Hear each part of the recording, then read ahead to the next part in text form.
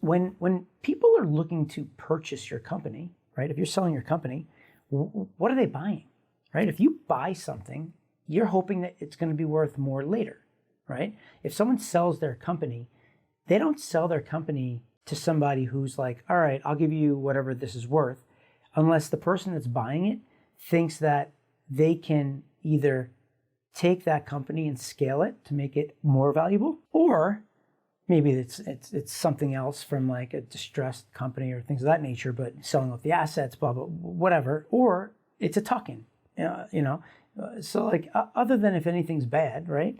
A tuck-in would be, there's a company that's already existing. They go and purchase another company, and that company now fills a void within the parent company, right? To make it a bigger company. The revenue comes over to this side, so it scales that business, right? So there's really ultimately two ways that they'll do that. And the reasons why is because they think it's valuable. But the thing is that how do you know how much it's worth, right? Well, I don't know. So if anybody's familiar, like with comps, what they'll do is they'll try to look in the marketplace to see what other similar companies sold and at what comp did they sell at? What multiple?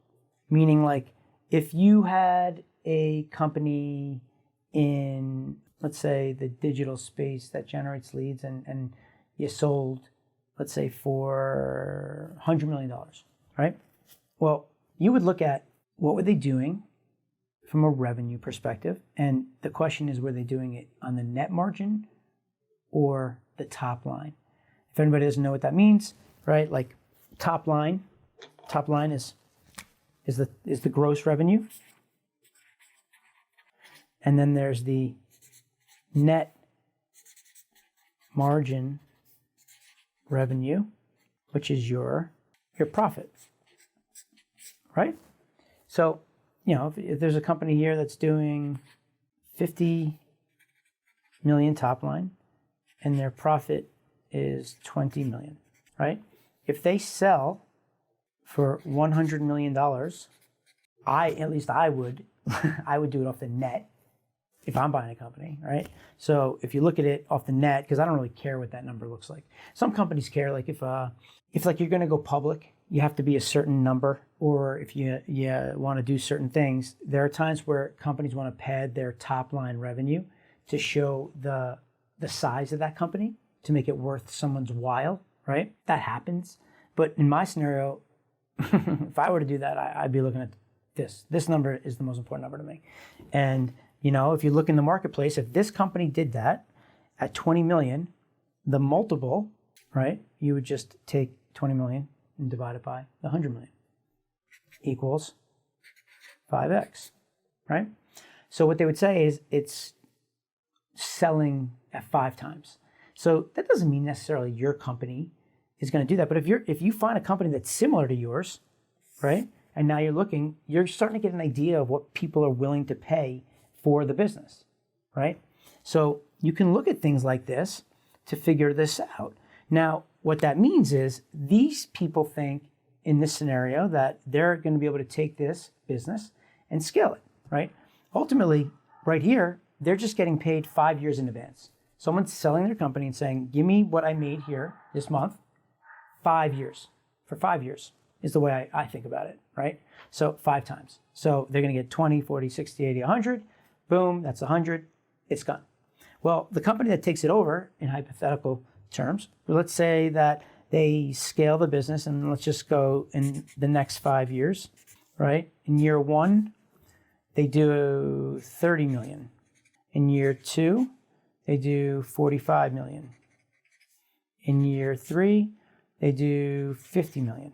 Okay, so right here, 30, 75, 125.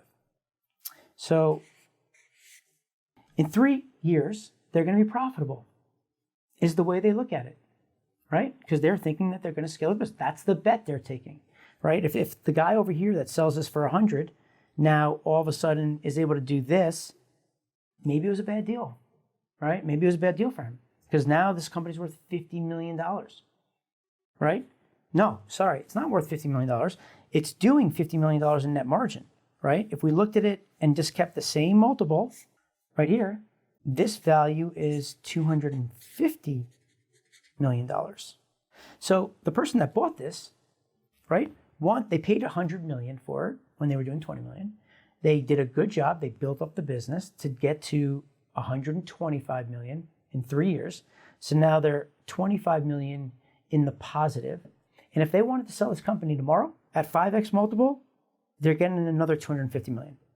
So this business paid back for what they paid for it. And now anything they sell it for at that point is a profit. It's amazing, right? Well, I mean, listen, this could have been a guy that just wanted to get out of the business. He may have been in the business for 10 years and just wanted to take his money and go to the next level, do something else with his life. You know, if you're doing something for 20 years and you want to get rid of it and take like a buyout, I mean, listen, the guy got $100 million, right? And if he doesn't have the passion to stay in, even if this is going to grow, it's not worth it, right? You got to have passion for what you do. If he could sell it and stay with the company and have upside, right? So he could take some risk off the table.